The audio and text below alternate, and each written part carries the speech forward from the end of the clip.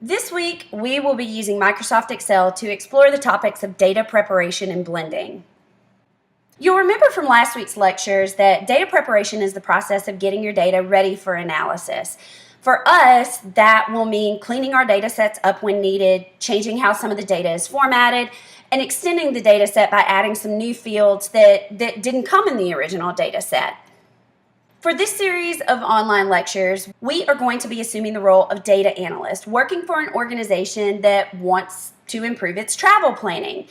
They've come to us in the hopes that we might be able to provide some analytics to help them improve their decisions. And in order to help leadership here, there are a few things we're going to have to do.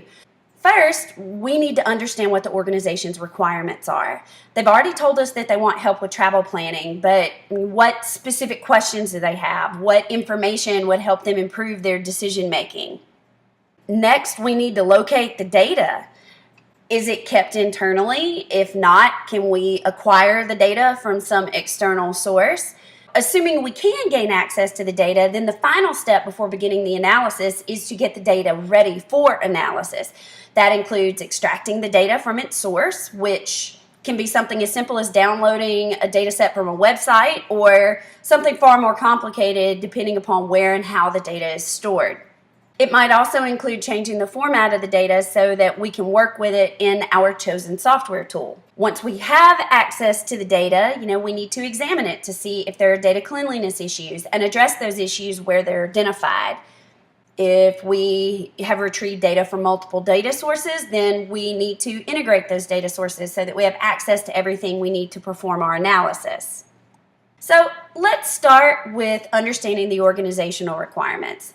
Let's say we talked to organizational leadership about their travel planning needs, and they provided us with 3 questions they wanted help answering. To what extent are weather conditions a factor in flight delays? Is there a correlation between destinations and flight delays? Does one of the New York City airports have a better on-time record than the others? These are the types of questions they want to explore. To answer these questions, we determined that we're going to have to access data from outside the organization. Our research eventually led us to 2 different government websites that publish data that is relevant to our analysis. For the flight data, we found a data set published by the Bureau of Transportation and Statistics that contains records for all domestic flights originating from an airport located in the United States. While there is some limited data on the reasons why flights were delayed in the BTS data, it's not nearly at the level of detail we want it to be for our analysis. Luckily for us, we were able to find a data set that records weather data at U.S. airports that's published by the National Oceanic and Atmospheric Administration. By combining these 2 data sets, we can get the answers to our questions. Practically speaking, we're going to need to work with subsets of this data. As you might imagine, the raw data files for these 2 data sets are huge, way bigger than we can assume our personal computers would have the ability to process. So to that end, we're using subsets. For this lecture, we're going to be taking a look at all of the flights originating out of Chicago O'Hare Airport in January. It's a huge airport in a big city where our hypothetical company has operations, and analyzing the January data should give us a good look at the impact of winter weather conditions on flight delays.